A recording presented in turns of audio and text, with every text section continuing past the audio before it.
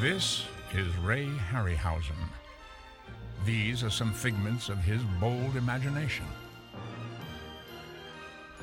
With these hands, this master craftsman gave unforgettable shape to figures drawn from those depths where the creatures of myth, legend, and dream reside in all of us. They have beguiled children for half a century, haunted their memories as grown-ups, and influenced generations of movie special effects artists. Today, Ray Harryhausen is, like his creations, a legendary figure. Fantasy is essentially a dream world, an imaginative world, and I don't think you want it quite real. You want an interpretation, and stop motion, to me, gives that added value of a dream world that you can't catch if you try to make it too real. And that's the essence of fantasy, isn't it? Transforming reality into the imagination.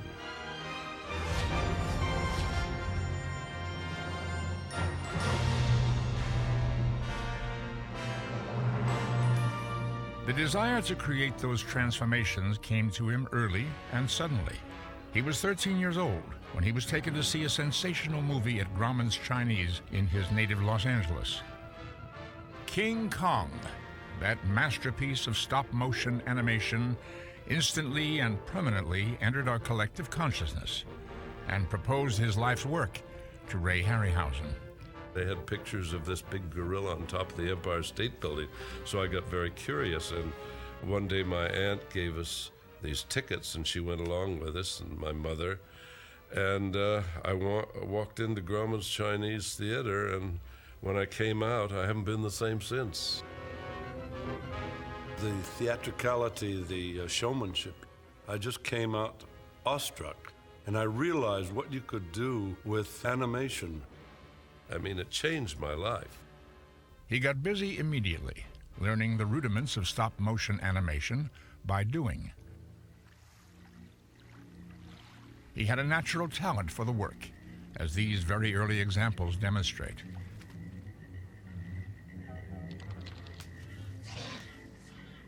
At first, his studio was the family garage. Later, his father built what they called his hobby house to accommodate Ray's expanding skills and vision. And that was really the start of my experimentation. But I owe everything to this giant gorilla and the people who made it. They were led by Willis O'Brien, a former newspaper cartoonist who'd been working in special effects since 1914. A school friend helped Ray meet him. I called Willis O'Brien, and he was very courteous, and he invited me over to the studio. So I loaded some of my dinosaurs that I had made into a suitcase, took them over to MGM, and he gave me some wonderful advice. He said, your Stegosaurus's legs look like sausages. You've got to learn to develop the muscles. O'Brien inspired him to enroll in art school, where he perfected his talents for drawing and sculpture, as these renderings he did for an unmade O'Brien project vividly demonstrate. When he was in art school, he also joined a science fiction club. At its weekly meetings, he made a lifelong friend. And lo and behold, there was a young writer struggling to get his stories published, was Ray Bradbury. And that was my first meeting with Ray Bradbury. He was crazy about the Lost World. He was crazy about King Kong, and I was similarly crazy. And we made a pact together, and we said, we're going to grow old but never grow up. We're going to stay 18 years, 19 years old, and we're going to love dinosaurs forever. When he heard that I was reconstructing them and trying to put a film together, of course we became quite good friends, which lasted over the years. At the time, Ray was working on Evolution. It was an attempt to tell the entire story of life's beginnings on Earth, and for a lone teenager, a hugely ambitious undertaking. Evolution was a 16-millimeter project, very ambitious when I look back at it. But in my naive way, I thought I could do it if I took a year or a year and a half. So I started making all of these experiments with it. And I'm very grateful I did, even though the picture was never completed, because I got discouraged when I saw Fantasia. It covered the dinosaur sequence with Stravinsky's wonderful background music, and I thought, oh, they're covering the same ground and they did it so beautifully, I might as well abandon it. But it wasn't for naught. I used all this footage that I had experimented with earlier as a sample of what I could do.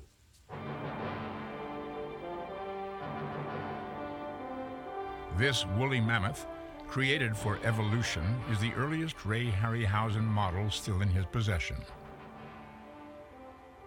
I made a few tests of it, but I never actually got to shoot it as a sequence and part of the film.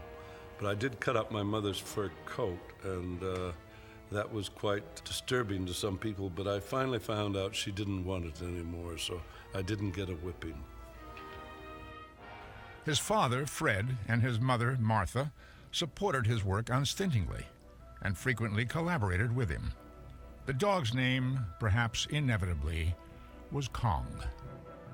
Through the years, they became interested in what I was doing, and they encouraged me enormously, and it was most helpful, particularly in the periods when one gets discouraged quite easily because you think you may be on the wrong track. His mammoth got a role in another uncompleted film about an alien from Jupiter. A school friend played the monster's victim. It brought him his first public recognition, a feature story in Popular Science magazine, which ran this picture. Over the years, it gradually grew from just a hobby, which I did in my spare time, and it developed into a profession. My first professional job, of course, was with George Pal's Puppetoons.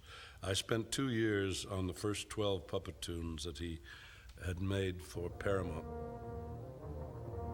World War II interrupted his career, but not his professional development. He made this little film to demonstrate the instructional potential of stop-motion photography. He passed the war years in a Signal Corps unit, making such sequences for Army training films.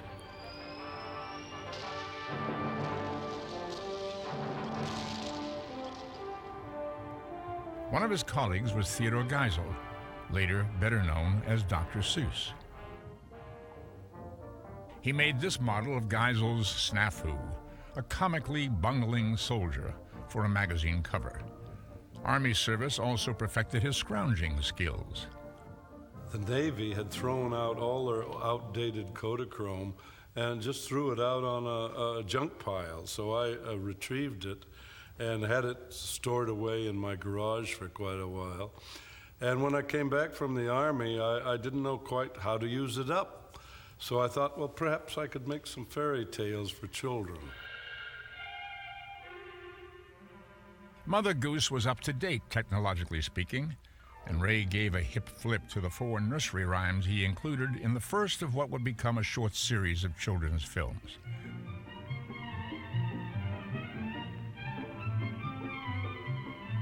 It took only 2.5 minutes to tell the tale of a spider and the world's most famous arachnophobe. The other films in the series would devote their full 10 minutes to a single story. The first of them was Little Red Riding Hood. When I started making the fairy tales after the war, my father was very helpful. He had been an engineer in the early days, and he made all the armatures for me from my designs for the puppet films. Armatures are puppet skeletons. They're wooden or metal bones connected by ball and socket joints. This allows the puppet to hold any pose for a one-frame exposure, then be slightly changed for the next and the next. Linked together, these still shots, 24 per second, create the illusion of movement. Oh, grandmother, what large eyes you have. All the better to see you with, my dear, said the wolf. And then Red Riding Hood saw clearly his long, sharp teeth. But, Granny, what great sharp teeth you have. All the better to eat you with, my dear. And then, fortunately, my mother had talent of making little miniature costumes. So she dressed all the models of the puppets. So when you have a background like that, where you have a stage set for you in the house, and you have a carpenter who can build for you, and a mother who can sew for you, my God, you have a perfect situation. I wanted to make a simplified way of changing expressions on the figures, although I didn't want dialogue. If you have dialogue, you have to make a series of heads for each character using the vowels A, E, I, O, U. So I felt that if I made 10 extreme heads from a neutral expression in the head, and then make 10 extreme different expressions, like with the eyes closed, with the mouth open, with the mouth a broad grin, and these different extreme expressions I could dissolve in 8 frames from one head to the other. So if you register them carefully, the dissolve gives the impression that the face is flexible, like a rubber face. Hansel and Gretel was next. Originally, Ray had planned to include 10 or 15 titles in the series, but each new film was more technically sophisticated than the last. Rapunzel's hair, for instance, may have been an invitation to her prince, but it was a real challenge to the young animator. He found he was spending up to 4 months on each of these little films. If he were to do a long series, it would consume years of his life. Everything greedy King Midas touched turned to gold. Everything Ray touched turned to more time-consuming hours on a project with limited rewards. He decided to make just one more of the little films. The Tortoise and the Hare would have rounded his series off at an even half dozen, and Ray thinks it would have been the best of them all. But he completed only a couple of minutes worth of footage, seen here for the first time, when Ray received a call from Willis O'Brien offering him the chance to work with his beloved mentor on a feature film. That was Mighty Joe Young. He made this conceptual drawing for it in 1946, 3 years before it was released. In reality, of course, Mighty Joe was Teeny Joe. He was a little model about 12 inches high. I helped Obi design him, and Marcel Delgado built the exterior. Ray estimates that he animated about 85% of Joe's sequences. More than anyone else, he was responsible for developing the character of a curious, gentle creature who didn't know his own strength. I felt the best way to do it was to give him one idiosyncrasy, that every time he got angry, he would pound the ground with his fist. So I found myself in these first scenes with a stopwatch and a canvas on the floor, and I would go through the action so I could feel inside what it felt like. And I even went so far as to become a vegetarian slightly and eat celery and carrots for my tea break rather than the conventional biscuit and coffee. Like Kong before him, Joe was brought out of the wild to work in show business. The one-time heavyweight contender, Primo Carnera, was the easily sunken anchor of the tug-of-war team. When you have a human, you have to try to keep in mind what a human would do in that situation. He had a fight with Primo Carnera on the stage, and he finally had to pick him up and hold him over his head. So that required very careful animation and keeping in mind what a real person would do if under those circumstances. You can't just have them kicking. You have to give them the impression that they were actually lifted by this gigantic creature and do it in such a way that it's difficult to determine whether it's animated or live. This integration of stop-motion and live-action footage was an art Ray would spend the rest of his career bringing to ever higher levels of perfection. Ray and I both learned at a very early age not to listen to anyone else, to focus on your passion, to burn it with your glance, to become the dinosaur. The beast from 20,000 Fathoms was also a beast from prehistory and from an old friend's imagination. And Ray said, would you mind coming over and meeting my producer? The producer gave me a copy of the script they were working on and said, we need your help. Maybe you could help rewrite this for us. Would you mind reading it? So I went in the next room, read it, came out. They said, well, what do you think? Can you help us? I said, yes. But incidentally, this story of yours is very much like a short story of mine that was in the Saturday Evening Post 2 years ago, The Beast from 20,000 Fathoms. Well, the producer's jaw dropped, and I realized they had taken my story, forgotten where they had taken it from, and called me in to rewrite it. So I didn't have to say anything. I didn't make a fuss. The next day, a telegram arrived saying we want to buy the rights to The Beast from 20,000 Fathoms. And that's how the film got made. And I was walking along the shore one night, and I came upon the ruins of the old Venice Pier and the serpentine spinal cord of the roller coaster. And I said to my wife, I wonder what that dinosaur is doing lying here on the beach. And the foghorn blew in the night, that following night, and I sat up in bed and I said, of course, the dinosaur on the beach heard the foghorn blowing, thought it was another dinosaur, swam for an encounter, discovered it was a foghorn and a lighthouse, and destroyed it and died. In the film, he had to live on for a few more reels. It was a short story, so there wasn't enough material for a complete feature. In the expanded screen story, the Rhedosaurus eventually makes his way to New York. Like most provincials, he didn't know how to behave properly in the big city. This is the film's most famous image. It closely duplicated one Ray first created for one of his boyhood experiments. The picture was also a surprise box office success and led to a meeting that would shape his future. There was a young producer who wanted to make a picture about an octopus tearing down the Golden Gate Bridge. So I thought, well, that's rather an interesting challenge. So I went over to the studio to meet him, and his name was Charles Schneer. What interested me was putting something on the screen that nobody else had on the screen, which was difficult to find. And I was interested in visuals and locations that had not been photographed, and I was also interested in leaving California to find those locations, because every rock, every tree within 50 miles of Los Angeles had been photographed. The Golden Gate Bridge was only 400 miles away, and it had been photographed aplenty, but not in quite the way they planned to do it in It Came from Beneath the Sea.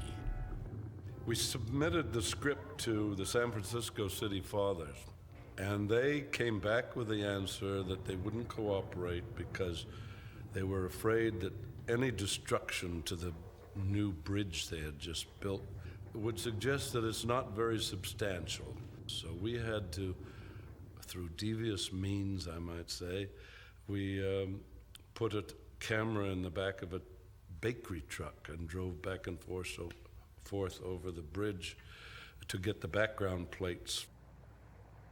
We were trying to do a very spectacular type of story with very little money. The budget was so low that I found that if I had an octopus, 2 less tentacles to animate would save some money on the special effects and time. Time is money, of course. So I cut off 2 tentacles, and actually we had a sextopus. We kept them disguised underneath the water because nobody would count them, we didn't think. Ray's little secret was eventually betrayed in a magazine read by fantasy film fans, but it didn't spoil anyone's fun. I don't think there were any repercussions. I don't recall the city fathers banning the picture. And I'm sure that no one really worried about an octopus pulling down the Golden Gate Bridge.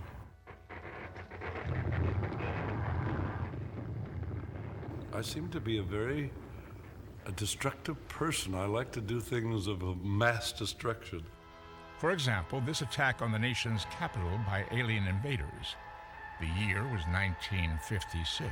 Charles Schneer liked to take clippings out of the newspaper in the morning, and there was a big ado about flying saucers. So our next project became Earth versus the Flying Saucers.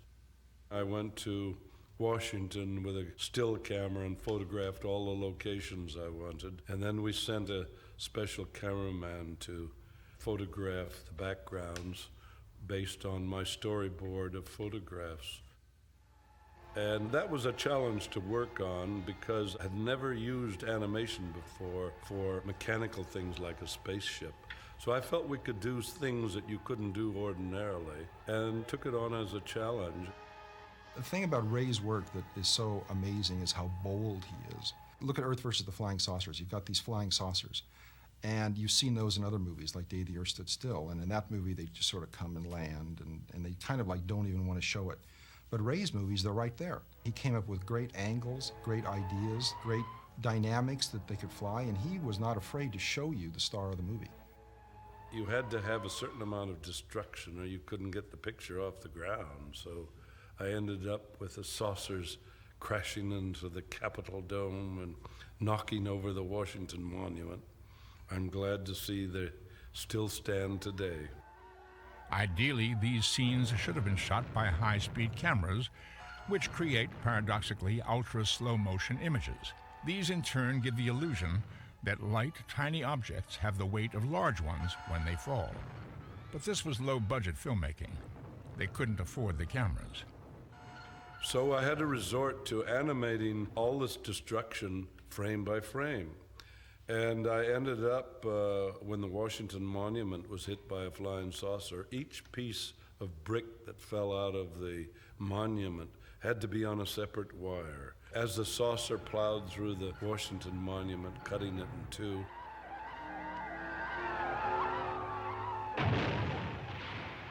you can sense a person made it, that it's a person's struggling with a medium to present themselves. That person was also struggling to leave Hollywood.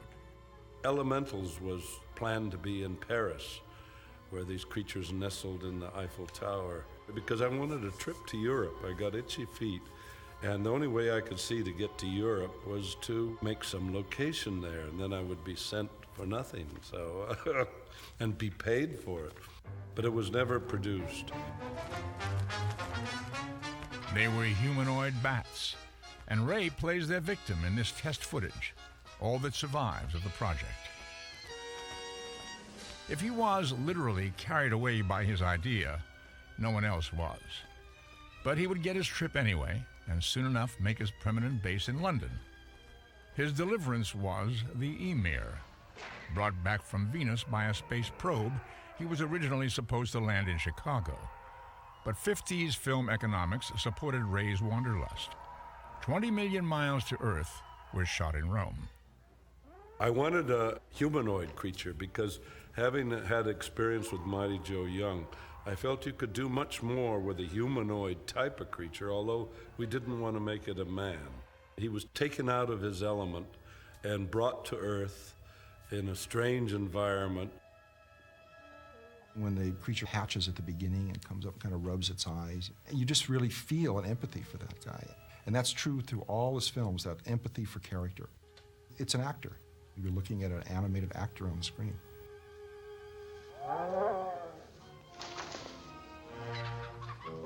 So the Emir, we wanted to make him sympathetic.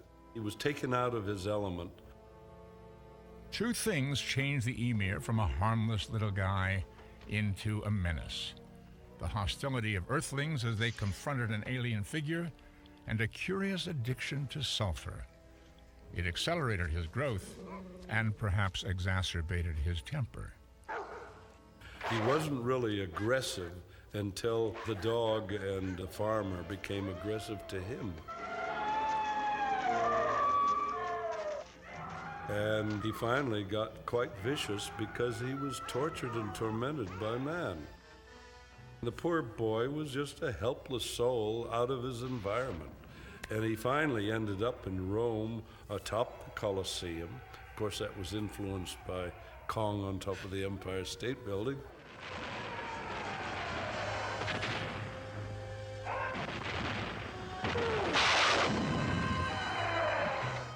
I thought it would be a rather dramatic way of ending it. The film, man, of course, destroys what he doesn't understand.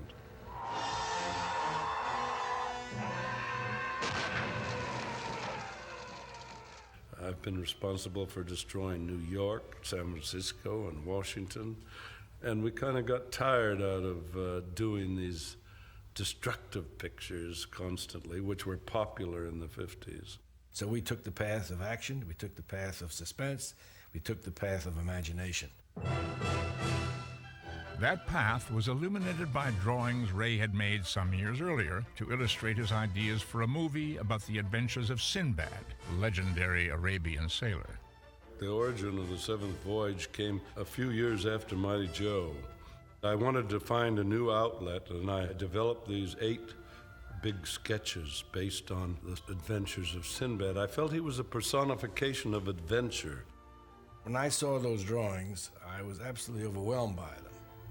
And I didn't need any more than those drawings to sell it to the distributor. And that was our first color picture. It was also Ray's first experiment with his signature creation, the living skeleton. The skeleton was really the inspiration of going to Sinbad when I first started making my drawings. And in Sakura's castle, I think it came off as a possibility because he could animate inanimate objects through his black magic. The Seventh Voyage of Sinbad starred Kerwin Matthews and Catherine Grant. But it was Ray's stop-motion artistry that made it one of the surprise hits of 1958. And, in its influence on the next generation of special effects people, one of the more significant movies of its time.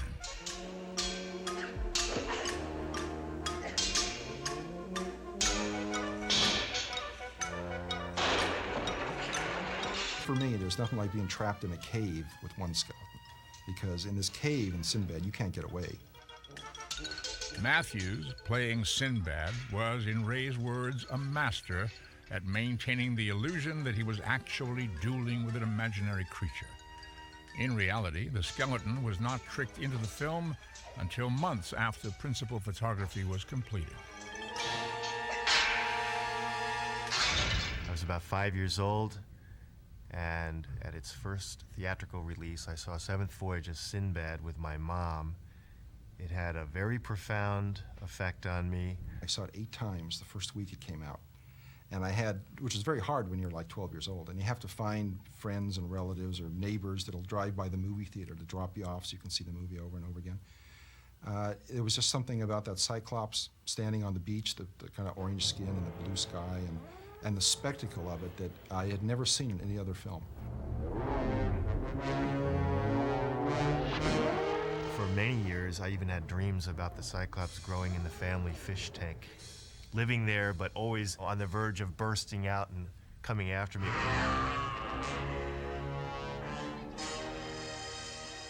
In classical mythology, you find the Cyclops quite often, but never the size we made him.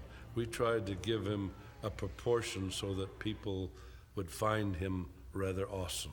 And I think he worked out quite well, particularly when he had an encounter with the dragon. Just as Ray had looked to Willis O'Brien as a mentor, young craftsmen would soon be looking to him in the same way. Dennis Muren, who has gone on to win 8 Oscars among them. It was a wonderful experience. I'll never forget those times going out to visit him. And one time I was looking around in his garage, and up in the rafters of the garage was something was sticking out that was like a wooden skull of something going behind some boxes. I couldn't see what it was, and it was all in pieces, and it was the dragon from the Seventh Voyage of Sinbad. And I just thought, oh, what a sad end for such a wonderful creature. There was almost a note of irony. I mean, I thought the Cyclops, I liked him. I didn't like getting beaten by the dragon, which was more ruthless. I absolutely believed in the reality of the worlds he created, the marriage of the live and stop motion. Ray's dreams ranged far and wide. As a youth, he had wanted to retell the David and Goliath story. He went so far as to make this test footage for a Baron Munchausen film. He loved vast contrasts in scale. They could be charming, as well as terrifying. As he proved in The 3 Worlds of Gulliver. Since he and Schneer couldn't afford major movie stars, These figures, stars in the world's collective consciousness, stood in for them, very successfully. We needed material that the public had recognized, characters that had been around for a very long time. And I remember reading that the book most looked at in American public libraries at that time was Jules Verne's The Mysterious Island. And we made that picture. Like most of Ray's films, it was the story of an heroic voyage. In this case, in an exotic and fragile vehicle. We kept the original escape during the Civil War with this balloon because we felt that would make a very exciting opening for the picture. And Bernard Herrmann's music has always struck me for that sequence as most dynamic.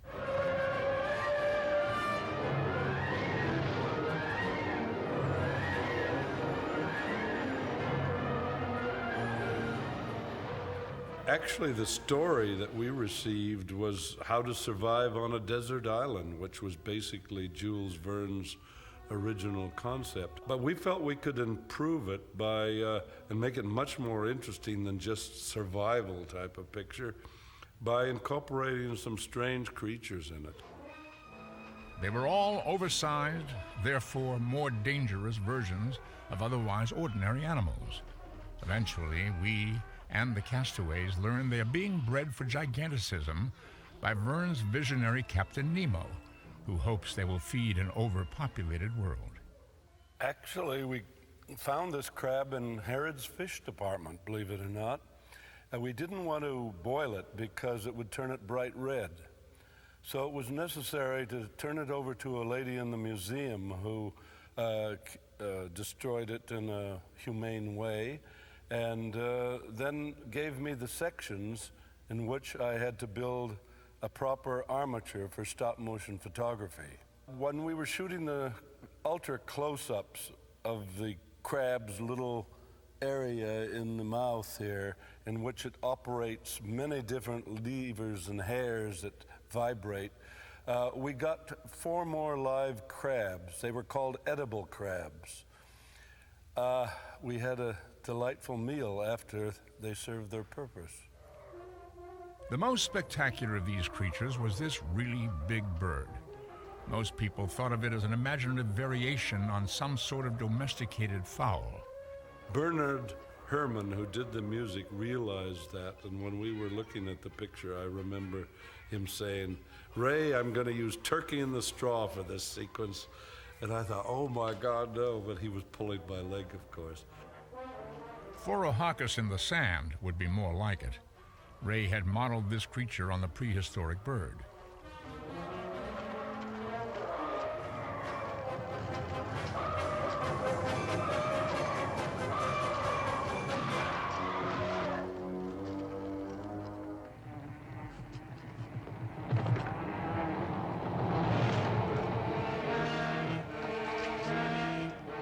There's nothing funny about a giant bee. It's all too easy to imagine what his sting would feel like. He also had plenty of bare flesh for a target. Get in the honeycomb. We had a sequence where the bee sealed them in the honeycomb. And that sequence was rather interesting because it had to be shot backwards so that I gradually destroyed and had the bee open up the honeycomb. And then, of course, when it was run backwards, it looked like he closed the honeycomb.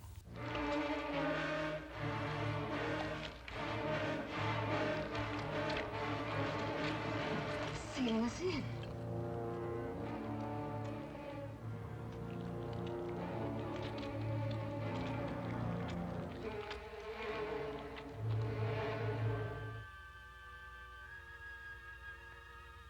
Another of Ray's long-cherished dreams was to make H.G. Wells' The War of the Worlds. This magnificent group of conceptual drawings suggests he would have taken a witty approach to one of science fiction's basic texts. This model of one of the aliens who invaded Earth implies a certain sympathy for these creatures. So does the test footage he made. It is of the story's ironic climax, showing the fearsome man from Mars succumbing to an ordinary earthly illness from which he has no immunity.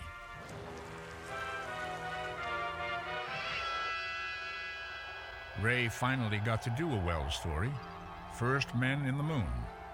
There was no attempt to update Wells.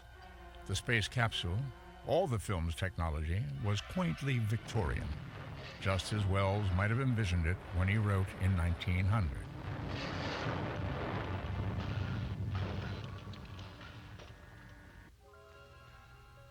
The moon's inhabitants were designed to follow Wells' descriptions very closely. H.G. Wells did suggest that perhaps the ant-men grew intelligence far in advance to the human race on Earth. So we wanted that element, and I designed the moon creatures as ants, intelligent ants. He also described the creatures that the ants lived off of. They raised these creatures like we would raise cattle for food. If that's a cow, I wouldn't like to meet a bull. Come on, Trevor!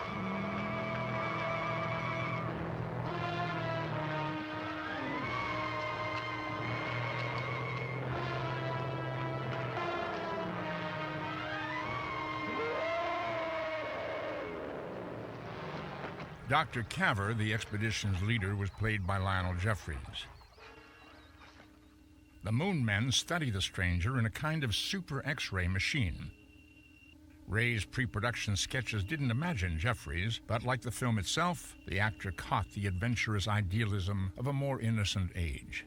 Man, we come from Earth, many hundreds of thousands of miles away. No, it doesn't mean a thing, nothing at all. Man. Yes! Man! Do you hear that? They're trying to communicate with us. Why, that's imperial! It's absolutely man! From hundreds and thousands of miles away! Man.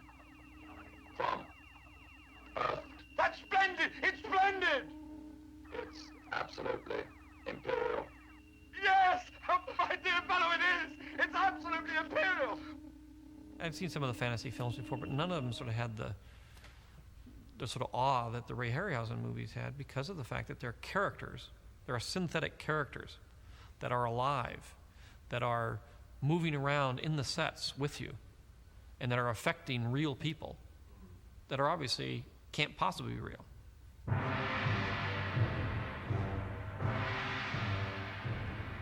I think we both favor Jason the Argonauts as our favorite picture. I think it was the best picture we did. I think it had highly imaginative sequences. When you talk about a seven-headed hydra, when you talk about skeletons rising out of the ground, these are memories that you don't really forget. They're totally memorable, and they don't remind you of any visual thing that you've seen.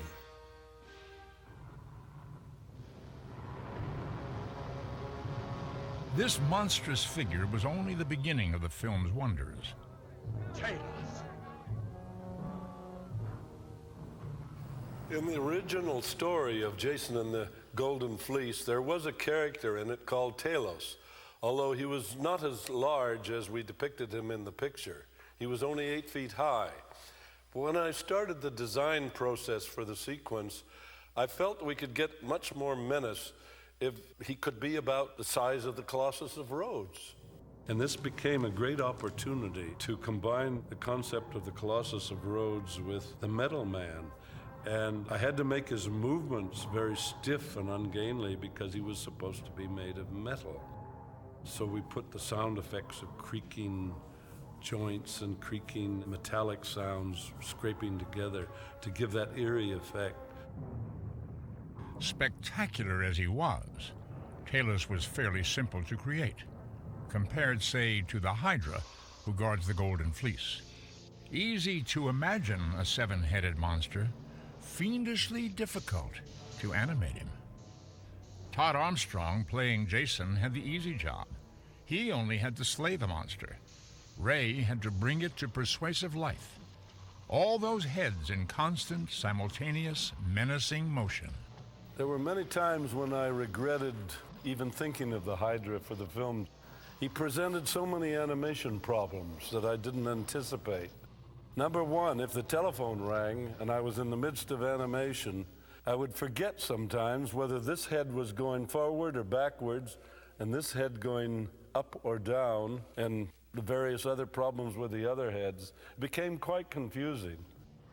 Ray always worked alone, without assistance. Since there's more to seamless animation than perfect movement, he would often stay overnight in his studio to make sure the temperature of his lights remained constant.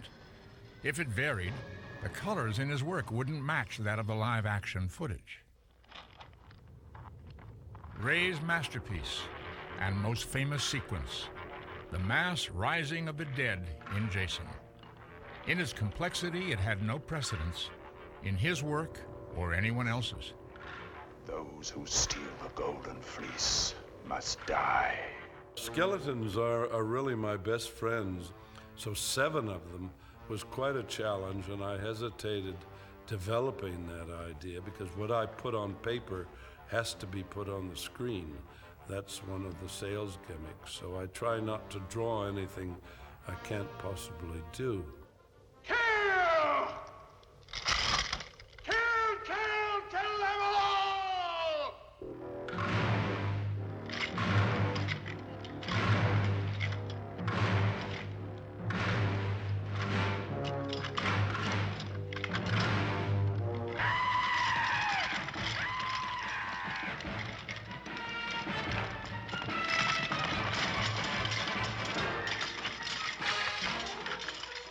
You have 5 appendages on each skeleton, so that means 7 times 5 is 35. You have to make 35 moves when you have 7 skeletons on the screen for 1 frame of film.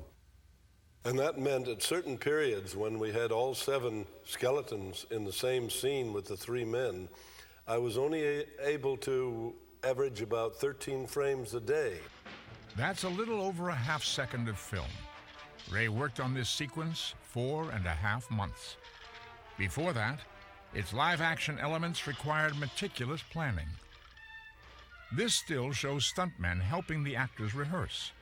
When the players had their movements perfectly memorized, the stuntmen stepped out of the picture, and the actors shadow-boxed opponents they would not see until the film was finished. 1 million years BC took Ray back to a far more distant past, and to his own beginnings as a boy whose imagination was fired by the drama and adventure of prehistoric times. Ray's actors, these models which now reside in a Berlin museum, were as anatomically correct as his study of paleontology could make them. Because this was a fantasy film, he felt free to bring together creatures that had lived in different geological eras. That included human beings who did not share the earth with dinosaurs or pterodactyls. Miss Raquel Welch had to be picked up by an animated pterodactyl. That made it necessary that we construct a small model of Miss Welch so that she was able to be animated at the same time as a pterodactyl. We dug a large hole in the sand, and at a certain point, Miss Welch would throw herself into the hole. The miniature Miss Welch would be substituted. The animated character would pick up the miniature Miss Welch and carry her off into the skies. Mixing and matching figures from different ages was a delightful Harryhausen specialty. In the Valley of Guanji, cowboys encounter prehistoric creatures in the remoter reaches of Mexico circa 1900. The Valley of Guanji was actually a product that Willis O'Brien originated and was working on for about a year. It had all the elements. It had the dinosaur, which was very popular. It had the cowboys. Cowboy pictures at that time were very popular. So we felt if we could combine these 2 elements, that we would have a good chance of success. This sequence had been a particular favorite of O'Brien's when he conceived the film in 1942. I wanted that sequence to be kept in more than anything else. But the one problem technically was that we had to have something for the cowboys to rope. So we put a pole on a jeep, and the cowboys would throw their lasso over the pole, and then I would eliminate the jeep and substitute Guanji. And then, of course, each frame of film you had to animate a miniature wire going over Guanji's head and still have it connected to the source. Keep him tight! Ray also loved to bring together mythological figures from widely disparate cultures. The Golden Voyage of Sinbad and Sinbad and the Eye of the Tiger are his freest explorations of these possibilities. Even though in the Muslim world they would never have a figurehead on a boat, we took that liberty to have Sinbad have a figurehead aboard his boat and gave Sinbad an encounter with a very unusual element. They became golden voyages through the myths of the world.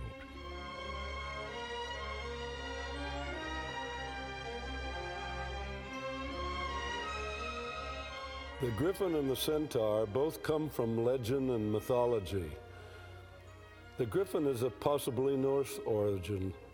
The centaur comes from Greece and may go as far back as ancient Indian mythology. They had originally planned to shoot Voyage in India, hence Kali. She stayed in the picture, even though it was eventually made in Spain. In order to rehearse all the 6 arms with the actors who were playing the part, we had to strap 3 stuntmen together with a big belt. It was rather a grotesque sight on the set, I must say. She was many hands full of trouble for John Philip Law playing Sinbad. Trog, short for troglodyte, was a sort of missing link and the most touching figure in Sinbad and the Eye of the Tiger. No harm. We mean no harm. Gentled by love, Trog would eventually defend his new human friends from a remarkable nemesis. Sabertooth, I'd never seen it in a film before, so I thought we could make use of it. A cat is always more difficult to do than other types of animals. They have such slow-moving feline postures that it makes it very difficult to animate it in that way.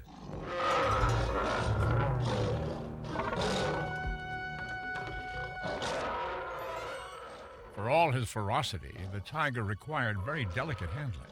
If in touching him, Ray ruffled his fur in the wrong way, the camera would see it. It's a masterpiece of Ray's maturity. Yet, like all his work, it speaks of, and to, a child's sense of adventure. There's a certain childlike quality I think one has to maintain for the love of a fairy tale, for the love of fantasy. Nothing reflected that love more memorably than Ray's Pegasus, created for his last film, The Clash of the Titans. As he did for all his characters, Ray drew hundreds of storyboard sketches, pre-planning Pegasus's screen life in infinite detail. But that was only part of the creative process. In most films that I'd seen in earlier times about Greek mythology, they always pictured Pegasus with very small wings, and you were never quite convinced that they could lift him off the ground. And I found it a challenge to try to make a convincing-looking flying image that would give you the illusion that the horse could be actually lifted into the air.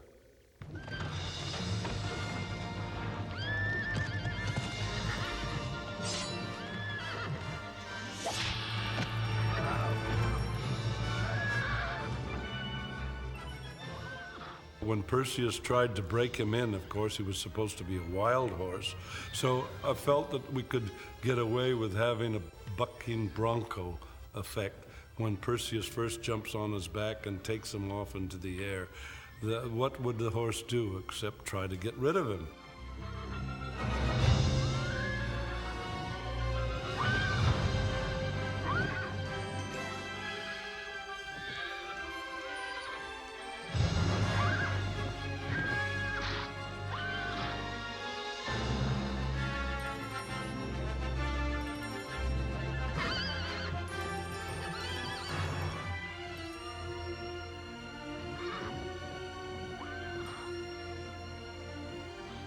Titans is, of course, based on a story drawn from Greek mythology.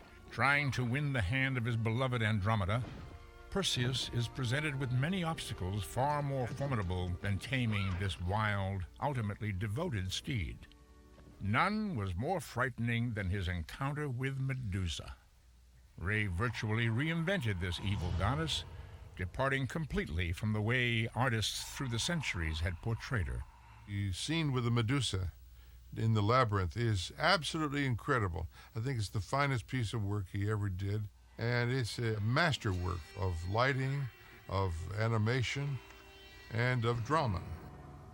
Adding to the challenge, Ray lit the scene by flickering fires, an enormously difficult illusion to sustain in stop motion. Medusa was a very interesting character to work with, although very complicated to animate. For each frame of film, which is 1/24th of a second, you had to move 12 snakes in her hair, the heads and the tails of each snake. Then you had to move the hand. Then you had to move the arm. You had to keep the body in synchronization with the rest of the torso, with the tail, with the rattle. I didn't want to make just a normal woman with snakes in her hair. That wouldn't turn anyone into stone. So I felt we had to make her as ugly as possible and have this power in her eyes to turn people to stone. We gave her a serpentine quality, an evil look, so that she would be more of a menace than just a pretty face with snakes in her hair. Then we could get wonderful effects. We could get the rattle in her tail as a sound effect of threat.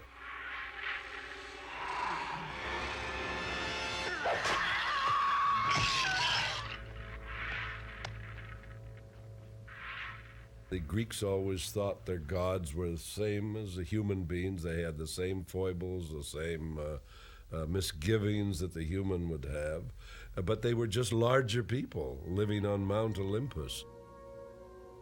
The gods, presided over by Laurence Olivier's Zeus, manipulated, toyed with the fates of humankind, sometimes mischievously, sometimes malignly, as in the case of the rebellious Calibos. He will become abhorrent to human sight.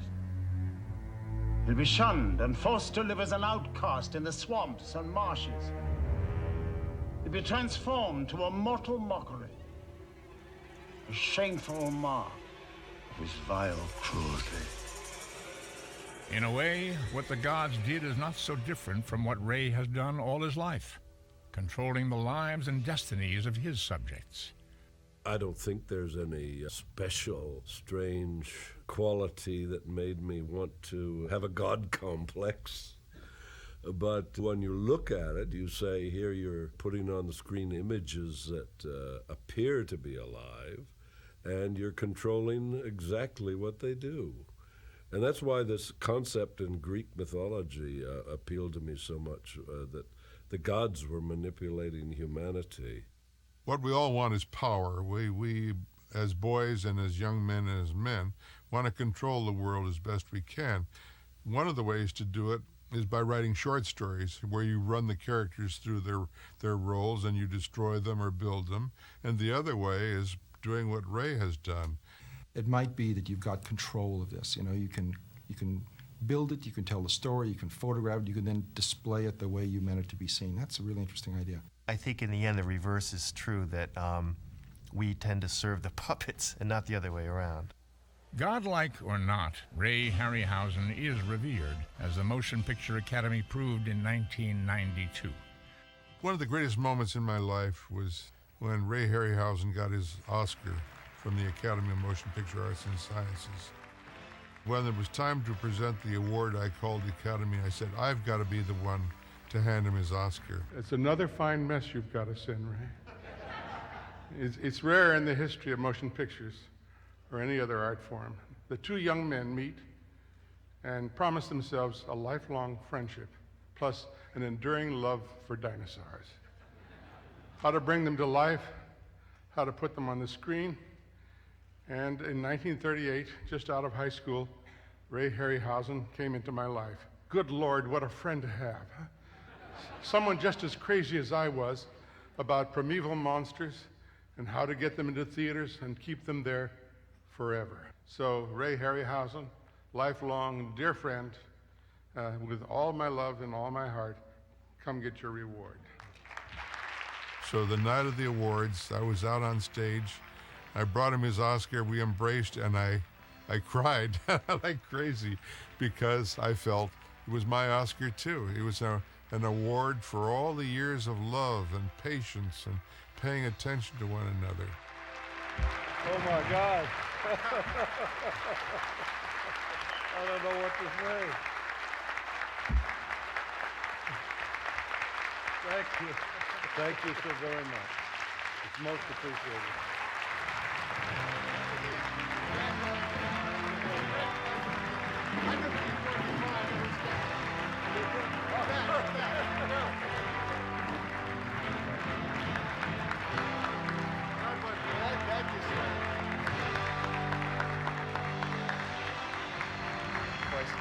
Some people say Casablanca or Citizen Kane.